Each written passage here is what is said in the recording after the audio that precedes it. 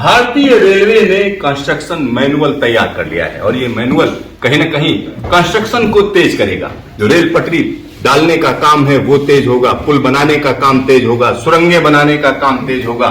यानी भारतीय रेलवे एक अलग अंदाज में तेजी से आगे बढ़ती चली जाएगी। आखिरकार ये मैनुअल किस तरीके से बनाया गया है, क्या क्या चीजें हैं, इन सब पर बातचीत करने के लिए हमारे साथ RS सुनकर जी हैं, जो कि मेंबर इंफ्रास्ट्रक्चर रहे हैं। आइए सीधा सीधा उन्हीं से बात करते हैं। सुनकर जी, न्यूज स्टेशन में आपका स्वागत है। और एक नियमावली बड़ा वजन लग रही है, क्या कहेंगे?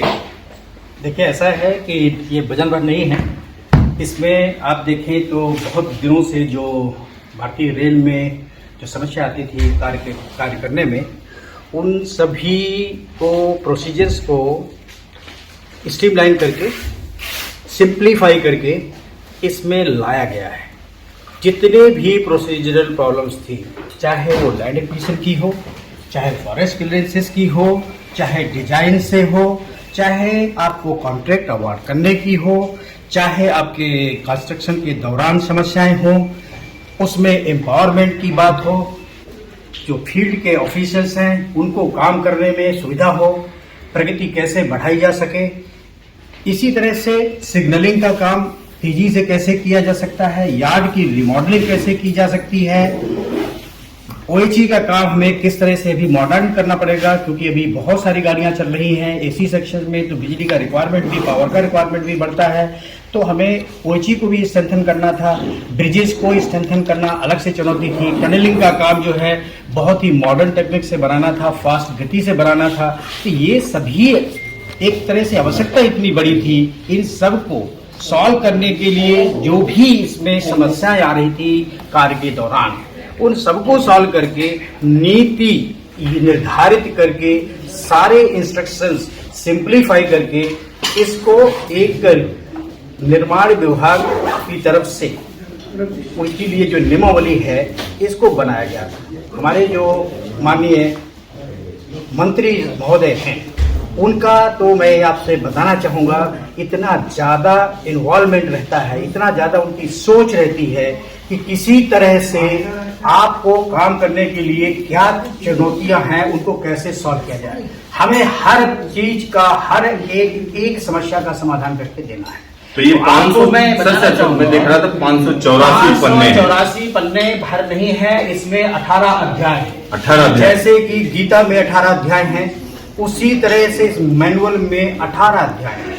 और हर अध्याय में जिस प्रकार से गीता को पढ़ करके एक एक सीढ़ी चढ़ते चले जाते हैं, आपको अगर शुरुआत से शुरू करें तो आपको किसी भी लाइन को बनाने के लिए जरूरत होती है, आपको पहले से सर्वे करना, उसका अलाइनमेंट फिक्स करना, उसमें क्या समस्या आएंगी। तो हमने उसके लिए भी, जैसा कि हमारे मंत्री महोदय का जो आदेश थे, उनकी जो सोच थी, उसके हिसाब से बाइजक को हमने अपनी तरफ से उनके जो निर्देश थे, उनकी जो नियमावली हैं, उनसे एसोसिएट करके हम लोगों ने खुद जा करके सीखा और उसको भी इसमें इनकॉर्पोरेट किया कि कैसे हम बहुत सही तरीके से अलाइनमेंट फिक्स कर सकते हैं। इसकी फास्ट गति से काम करने के लिए क्या तौर तरीके निकाले जा सकते हैं, इन सबको हमने इस पे ला करके शामिल किया। सर, यहाँ पर एक चीज हम जानना चाह रहे हैं, जैसे तमाम बड़े बड़े प्रोजेक्ट हैं, चाहे USBRL हो या सिक्किम रेलवे का प्रोजेक्ट हो या इस तरीके से बड़े बड़े ब्रिज बने, जैसे बोगीबील की बात करें तो वो भी इस सरकार ने बनाया और कंप्लीट किया। तो आने वाले समय की अगर हम बात करें, चाइना एक बहुत मोटा पैसा लगा रहा है रेलवे इंफ्रास्ट्रक्चर में, तो भारत कहाँ ठहरता है इन सब चीजों में? देखिए, ऐसा है कि जिस प्रकार से हम लोग काम कर रहे हैं, अगर आप इसको देखते हैं, USBRL प्रोजेक्ट को बात करें, अगर आप कटरा से लेकर के बनियान के बीच में 111 किलोमीटर का काम होना था, जो बचा हुआ था, 111 किलोमीटर में 97 किलोमीटर का काम जो है टनल में था। उसमें से जो टनल है, वो एक टनल तो उसमें 12 किलोमीटर से भी ज्यादा है, 12.75। तो इस तरह से आप देखें तो, और ब्रिज देखें आप, उसमें ही ब्रिज आपको बनना था अंजी ब्रिज, वहां पर बनना था चेनाब ब्रिज। चेनाब ब्रिज जो है दुनिया का सबसे ऊंचा ब्रिज है। आपको अंजी ब्रिज को अगर देखते हैं, अंजी ब्रिज एक अपने आप में अलग से ब्रिज है, केवल स्टेट रेलवे का पहला ब्रिज इतना बड़ा बना हुआ है।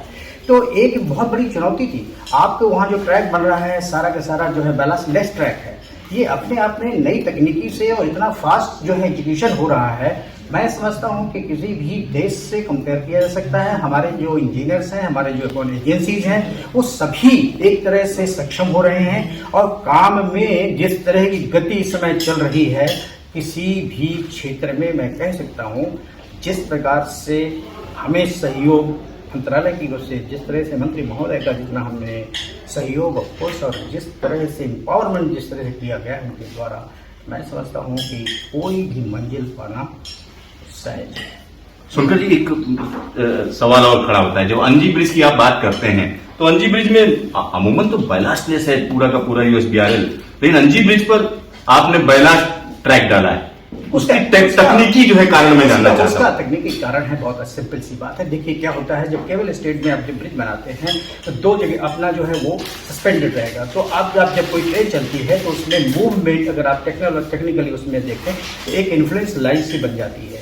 तो अप एंड डाउन होने में आपका जो स्ट्रक्चर पहले स्टील का बना हुआ जो बेस है, उसके साथ में कंक्रीट जो जुड़ा हुआ है, उसमें कहीं पर भी कोई ब्रेक नहीं आने चाहिए, कोई भी क्रैक्स डेवलप ना हो जाए। उस बात को ध्यान में रखते हुए बैलास्ट लगा देने से होता क्या है, एक रेजिलेंस बनती रहती है। उसमें एक जो आप ये समझिए कि जो स्प्रिंग एक्शन है वो बना रहेगा, कोई डिटैचमेंट नहीं होगा, कोई क्रैक्स होने की संभावना नहीं रहेगी। तो एक तकनीकी रिक्वायरमेंट था, तक इसलिए किया गया। सर, अगर हम इस मैनुअल की बात करें तो इससे किस तरीके से तेजी आएगी रेलवे के काम में? देखिए क्या है कि जितनी भी आपको जैसा बताया नीतिगत निर्णय लेकर के इसमें सारी चीजें लगा दी गई हैं। चाहे आपको अलाइनमेंट फिक्स करना है तो, लैंड एक्विजिशन करना है तो, फॉरेस्ट क्लियरेंस लेना करना है तो, इसके साथ अगर आप देखें इसमें मैं आपको बताना चाहूंगा, फॉरेस्ट क्लियरेंस से रिलेटेड आप देखिए, ब्रिज की डिजाइन से देखिए, कॉन्ट्रैक्ट मैनेजमेंट को देखिए, टनल का काम कैसे किया जाए, किस तरह फास्ट गति से कैसे किया जा सकता है, नई तकनीकी क्या है, किस तरह की समस्याएं आती है, उन समस्याओं का निदान कैसे किया जाएगा, ये सभी चीजों को इसमें लाया गया है। आपको इवन जैसे आपके यार्ड रिमॉडलिंग करना है तो यार्ड को हम किस तरह से बनाएं कि जिसमें कम से कम हमें समय लगे काम करने में, एजुकेशन कैसे फास्ट किया जा सके। फिर क्या होता है कि जब हम नई लाइन बनाते हैं या हमारे पास में डबलिंग करते हैं, तीसरी लाइन बनाते हैं, चौथी लाइन बनाते हैं, यार्ड में आने में बहुत ज्यादा कार्सन ऑर्डर लगते हैं, उसमें हमें नॉन इंटरलॉकिंग वर्किंग की जाती है। इसके लिए भी हम किस तरह से समय को मिनिमाइज करें, क्या स्टैंडर्ड्स अप्लाई करें, ये सभी चीजों को इसमें ला करके दिखाया गया है। एक एक इसमें कुल मिलाकर के मैंने जहां बताया 18 अध्याय है। 18 अध्याय एक तरह से गीता की तरह यहाँ पर इसमें सबको शामिल किया गया है।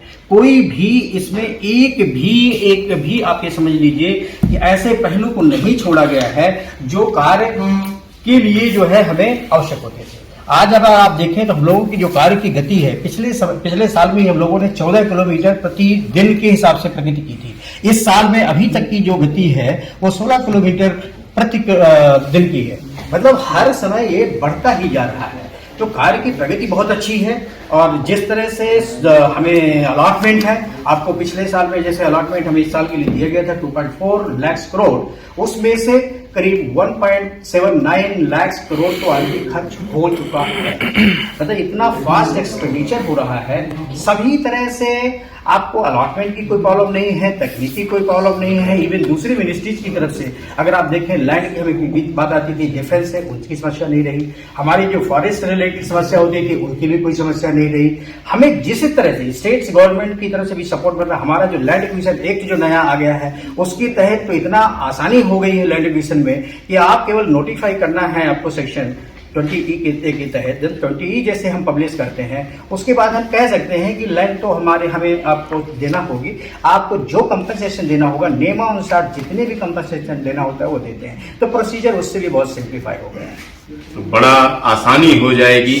और यहाँ पर अगर हम देखें तो भारत सरकार जिस तरीके से रेलवे पे फोकस कर रही है उसके लिए तो हम निश्चित तौर पर, जैसा सुनकर जी कह रहे हैं, ये गीता है, 18 अध्याय है इसमें और 18 पुराण होते हैं हिंदुओं में, तो 18 पुराणों को एक जगह रख दिया गया है। ये रेलवे के पुराण हैं। और आने वाले दिनों की अगर हम बात करेंगे तो आने वाले दिनों में निश्चित तौर पर भारतीय रेलवे सबसे तेज चलेगी, ये कहा जा सकता है, ऐसा विश्वास पैदा हो रहा है। तो सुनकर जी आपका ढेर सारा धन्यवाद। Thank you. Siddharth, news station, Delhi. Thank you.